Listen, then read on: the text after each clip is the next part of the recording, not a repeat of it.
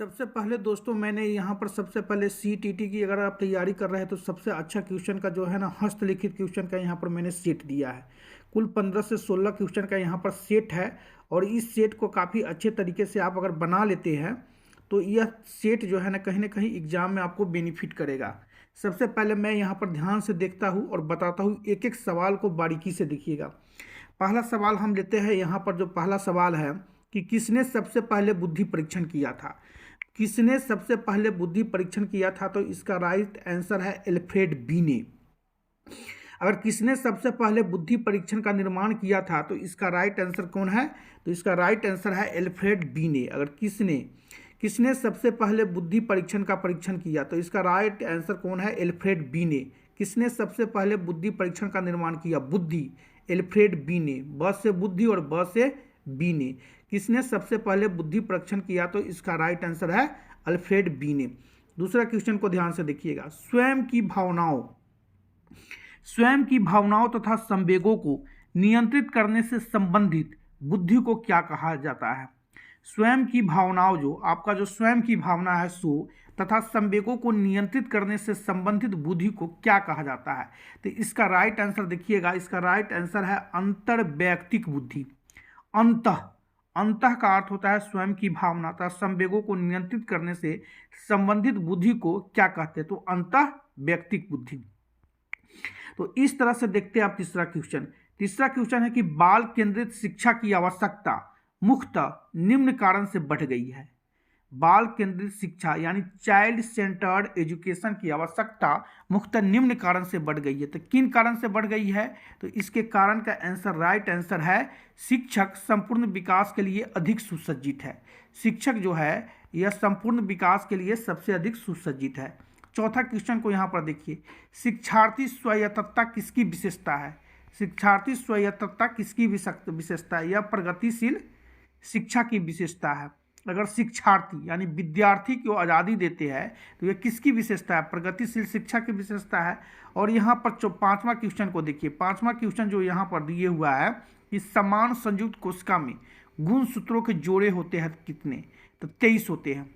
समान संयुक्त कोशिका में गुण सूत्रों की संख्या कितनी होती है, तो ये इसका आंसर राइट 23 है। एक और सवाल जो बहुत अच्छा है, यहाँ पर देखिएगा कि लिंग निर्धारण होता है।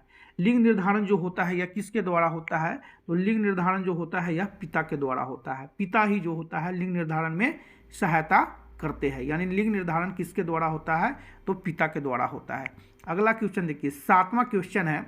सातवां क्वेश्चन को काफ़ी गौर से देखिएगा कि वंशानुक्रम यानी वंशानुक्रम तथा वातावरण के संबंध का व्यक्ति की बुद्धि पर प्रभाव निम्न में से एक के अनुसार होता है। वंशानुक्रम वातावरण व्यक्ति को प्रभावित करता है।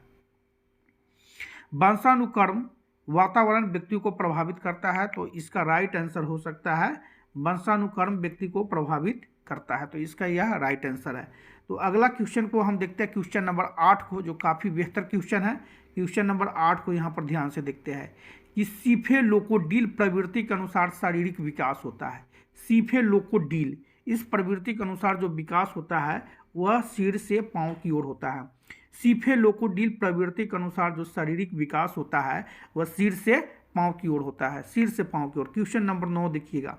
निम्नलिखित में कौन उत्कृष्ट मोटर कौशल का एक उदाहरण है।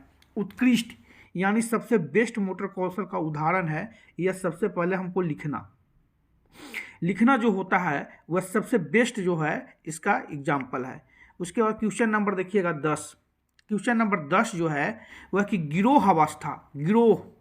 गिरोह अवस्था यानी गैंग एज किस आयु वर्ग एवं विलंब विकास से संबंधित है, तो यह है 8 से 10 वर्ष एवं समाजीकरण। यह सबसे अच्छा क्वेश्चन है कि नवजात शिशु का भार कितना होता है। नवजात शिशु का जो भार होता है वह कितना होता है। नवजात शिशु का भार जो होता है वह 7 पाउंड होता है। इसको याद रखिएगा, नवजात शिशु का जो भार होता है यह 7 पाउंड होता है। अगला क्वेश्चन नंबर 12 पर चलते हैं। यह क्वेश्चन नंबर 12 काफ़ी बेहतर है। यहाँ देखिए क्वेश्चन है, बिग एवं हंट के अनुसार डैश की विशेषताओं को सर्वोत्तम रूप से व्यक्त करने वाला एक शब्द है जो परिवर्तन शारीरिक, सामाजिक और मनोवैज्ञानिक होता है, तो इसका राइट आंसर होगा किशोरावस्था। इसको ध्यान में रखिएगा। गर्भ के बालक को गर्भ के जो बालक होता है इसको विकसित होने में कितना समय लगता है। यह बहुत अच्छा क्वेश्चन है कि गर्भ के बालक को विकसित होने में कितना समय लगता है। गर्भ के बालक को विकसित होने में 280 यानी 40 विक्स, एक विक्स में 7 डेज होता है तो 40 विक्स में 40 × 7 हो जाएगा 280 यानी 9 मंथ 10 डेज। यानी गर्भ के बालों को विकसित होने में कितना समय लगता है, तो यह समय लगता है 280 दिन 40 वीक्स 9 मंथ 10 डेज। अगला क्वेश्चन देखिएगा, अगला क्वेश्चन जो है क्वेश्चन नंबर 9 है।